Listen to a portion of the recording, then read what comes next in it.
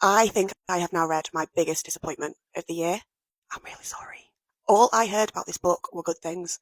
I was so excited to read it, and I struggled from the very first page. It dragged.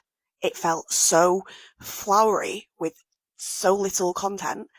Everybody has gone on about the gargoyle. Don't get me wrong, the gargoyle was funny, but it wasn't the funniest thing I've ever experienced in a book. Like, for anyone that thought the gargoyle was the funniest character they've ever experienced, they need to go and read Quicksilver, because Carrion Swift is genuinely hilarious as a side character. The gargoyle was just a little bit amusing.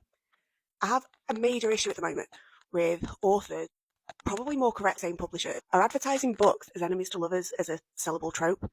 They were not enemies to lovers. This was at best a slow burn, and there's nothing wrong with that, but market it as that.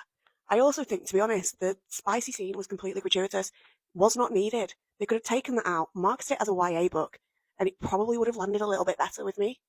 I've seen so many people talking about the world building in this book and saying how good it is, and I just didn't see it. To me, it fell flat. The characters were two dimensional, the world was two dimensional. It felt like it was written with Rachel Gillick having an overall sense of how she wanted this book to go, and then filling in the blanks. It just didn't flow for me. It didn't seem coherent. And at first, I thought that was because I read Manacled and then went into this, and I thought, well, maybe it's just too much of a jump. But then I stopped reading this halfway through and went through The Priory of the Orange Tree, which is an epic high fantasy. And then I came back to this, and I still struggled. It was an absolute drag to read through those last 200 pages. I mean, it's a drag to get through the first 200, to be honest, but the last 200, I really struggled with. And I want to do this spoiler free, so I'm going to think very carefully about the words that I use.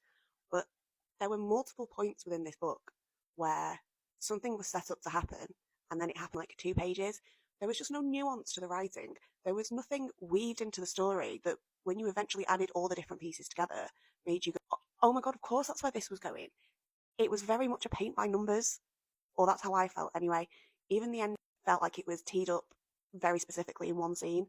This is like my 5th time recording this part of my review because I cannot make my words make sense. The ending felt like there was multiple choices that were all tailored to fit where the book was going, but none of them matched it perfectly. Almost a little bit like those choose your own adventure books that you have when you're a kid, where you'd go from page 5 to page 55, and yes, the story would still make sense, but something just didn't quite match up. That's how the ending felt to me.